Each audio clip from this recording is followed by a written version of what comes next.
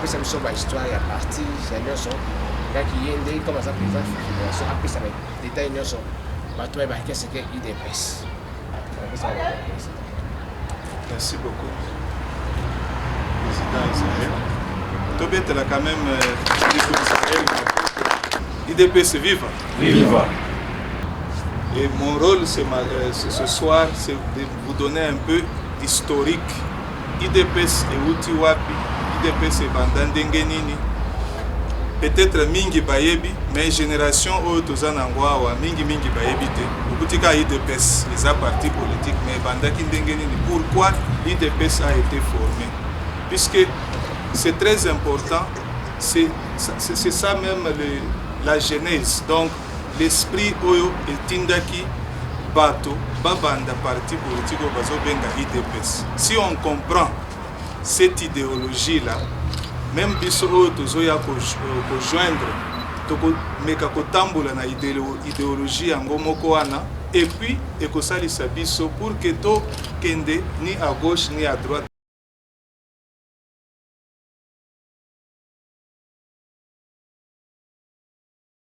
Alors, je voulais juste, dans quelques lignes, essayer un peu de nous rappeler d'où vient l'UDPS. Je pense que vous connaissez tous que Nambo Canabiso tozalaki na parti moko, Oto Bengaki parti État, MPR. Toyebi yango. MPR ezalaki parti moko, so obotami oza MPR.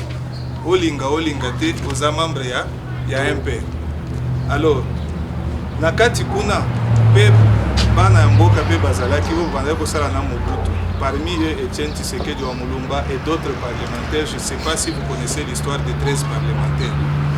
Dénoncer tout ce qui n'allait pas. Tout ce qui allait à l'encontre des principes des droits de l'homme, des principes des droits fondamentaux, des principes de la démocratie. Ils ont dénoncé, donc ils ont écrit une lettre de 52 pages. Alors, cette lettre-là, la plupart n'abisso, l'UDPS est fondée le 15 février. Année peut-être année l'UDPS est votée. 82.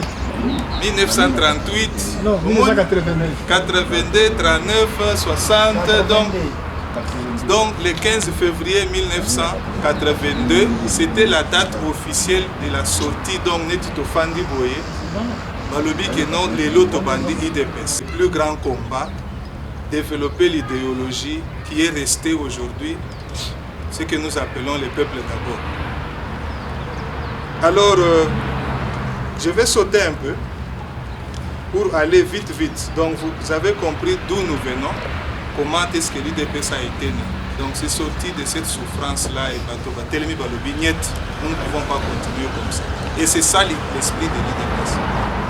C'est ça l'esprit de l'opposition. Les choses ne marchent pas, ce qui a fait qu'ils se sont opposés à Mobutu jusqu'à ce que Mobutu est parti. L'UDPS s'est opposé à Laurent Kabila jusqu'à ce qu'il est décédé. On s'est opposé à Joseph Kabila parce que les choses ne marchaient pas. Jusque-là, l'intérêt du peuple n'était pas défendu.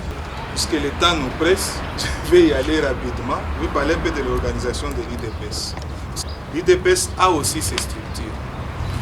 Et parmi les structures-là, vous allez trouver qu'il y a au niveau national, qui est la représentation au niveau du pays, où nous avons ce que nous appelons les fédérations. Et en dessous des fédérations, nous avons ce qu'on appelle les sections. Sections, c'est comme des districts ou bien des communes dans les milieux urbains, districts dans les milieux ruraux.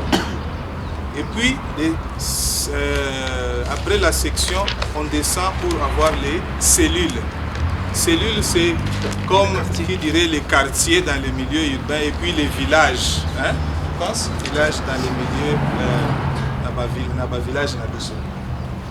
Donc, à chaque niveau, il y a aussi une structure qui dirige à chaque niveau. Donc, on a des structures qui dirigent au niveau de la cellule, on a des structures qui dirigent au niveau de la section et puis des structures qui dirigent au niveau de la fédération. l'IDPS viva. Viva. Je sais que nous avons commencé, mais nous voulons donner d'abord cet historique. À la fin, nous allons vous apprendre notre hymne du parti. Là, au Congo d'abord, l'IDPS a plus d'une quarantaine de fédérations. C'est pourquoi on vous dit que l'IDPS est implanté sur toute l'étendue de la RDC. Ça, ce sont les fédérations officielles. Oyo, Etienne Tshisekedi, Anomaka, Bakambina Yango.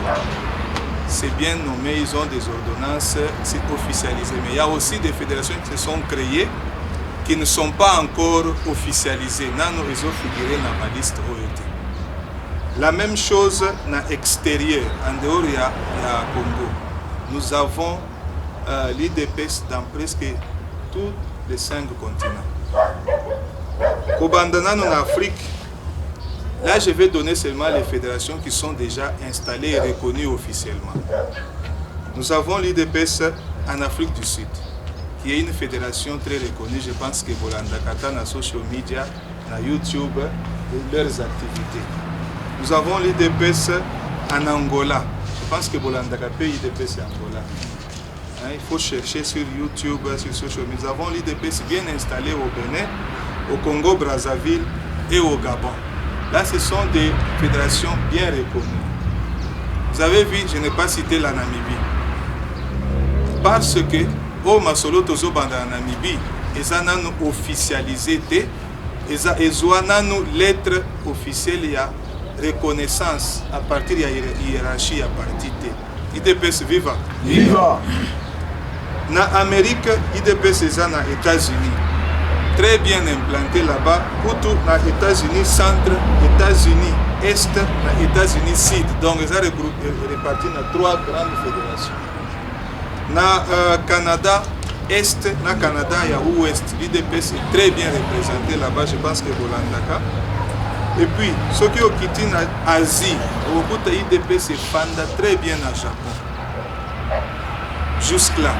En Europe, l'IDPS est bien installé en Belgique. Je pense que Atamo Konzinambo Canabiso, Azani ni produit à Belgique. L'IDPS est bien installé au Luxembourg, en Italie, Norvège, Pays-Bas, Royaume-Uni, Suède, Danemark, Allemagne, France, Irlande, la Suisse. Donc il y a aussi d'autres pays, comme je l'ai dit, qui sont encore à officialiser. Donc, ce n'est pas un petit parti. Ceux qui te font du boyer, les années donc c'est un grand parti qui est déjà bien installé, bien établi. Les racines, ici et partout. En tant qu'un parti politique, l'IDPS c'est un parti des légalistes. Donc, nous sommes un parti qui respecte la loi. Les partis Moko, ils ont fonctionné sur les principes de la démocratie, respect des valeurs.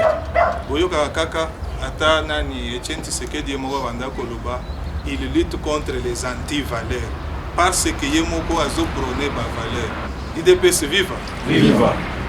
Alors, slogan Abisso, où il pendant qu'on peut s'habituer sa motivation pour avancer, tenez bon. Tu sais, Bitumba démocratie, ce n'est pas une guerre facile.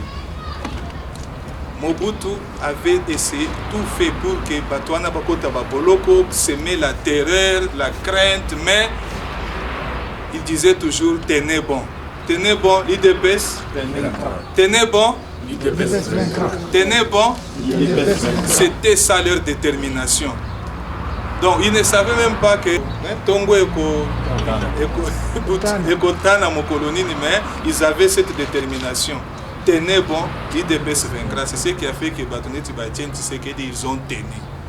Tant que Mingi Oboyebi, Balungwa na Bango, Batika Komba na Kati Anzela, mais eux ils ont tenu. Et c'est cette même détermination-là où est Salaka que ceux qui ont moins na IDPS, ils ont bouillir na kati na yo que non, il faut na sala quelque chose pour Namboka. Même si tu ne sais pas ce qui est Gofanda ou Gofanda, mais tu as cette détermination là et cette condition qui est Gofanda kaka.